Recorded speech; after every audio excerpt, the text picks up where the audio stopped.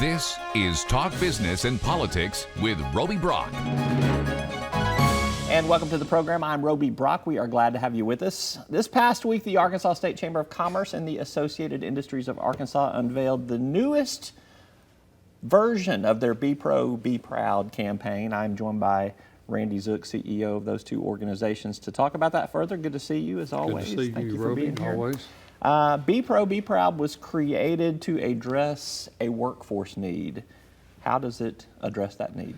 Well, the need is pretty simple, pretty straightforward. Not enough young people particularly understand the full range of opportunities available to them to pursue high-wage, high-demand careers rather than just jobs.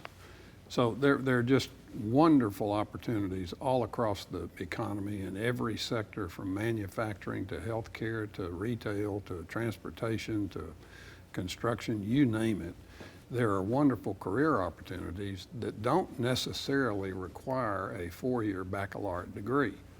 Now, let me hasten to add that I have nothing against a four-year baccalaureate degree. It sounds like you've maybe faced some criticism about that. Well, message, there have been some conversations, yeah. Let's just put it that way. So the fully developed message is college is great for some people, but there are other opportunities that are equally great for other people. So it's a question of making sure that young people understand the full range of opportunities, the earnings potential, and the crying need for people in a whole lot of the economy. Well, and really only about a quarter of the Arkansas population does go on to a four-year degree or further. So you That's are right. talking about three-fourths So of the we're talking population about, there. So how does it work? Be Pro, Be Proud. You've got these trucks, and this Right. is the second truck that you added. Tell me why you added a second truck, but then tell me, how does it work? How do you go about the state and recruit these potential students?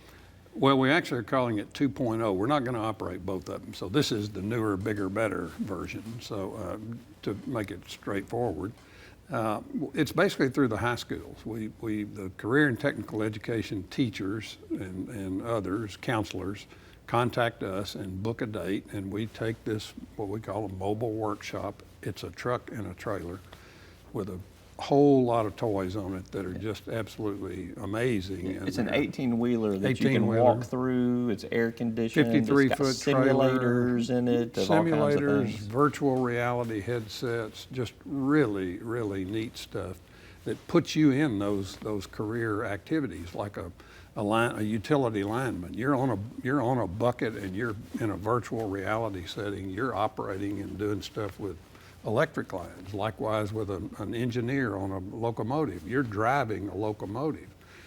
A truck, a long distance, heavy truck rig. You're driving that truck on highways and city streets and all kinds of stuff. And the coolest one, I think, is the excavator.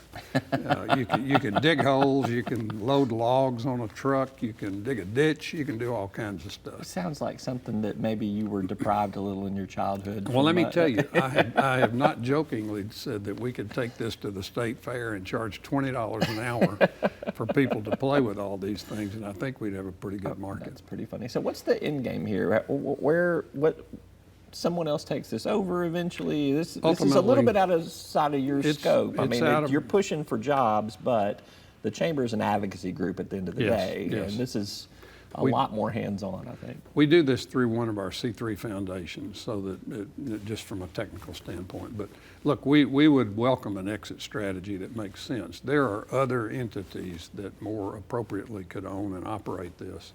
And, I think somebody will come forward someday, and this thing could possibly go national. We had people from 4 states yesterday taking a look at it and considering doing something exactly like it under license from us. So it could become a national thing, and certainly by then it needs to be more than the Arkansas State Chamber of Commerce. It needs to be a Ford Motor Company or a General Motors or AT&T or somebody that's got a national footprint that could really do it.